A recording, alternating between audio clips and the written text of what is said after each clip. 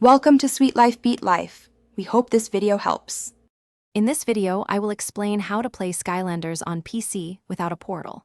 First, download the RPCS3 emulator from its official website. After downloading, install the PlayStation 3 firmware to ensure proper functionality. Don't forget to configure your preferred controller settings within the emulator, making sure it's ready for action. This initial setup is crucial for a smooth gaming experience.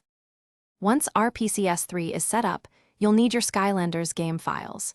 You can legally acquire these by dumping your own PlayStation 3 game disc or using a digital backup. After obtaining the game, convert it into a format compatible with RPCS3. Then, simply import these game files directly into your emulator. This step brings your favorite Skylanders adventures to your PC. Now for the Skylanders themselves. You'll need to find and download the digital data files for your desired Skylanders figures. Once you have these files, place them into the designated folder within your RPCS3 directory. Finally, activate the virtual portal feature in the emulator's settings. This allows the game to recognize and use your digital Skylanders, bringing them to life on your screen.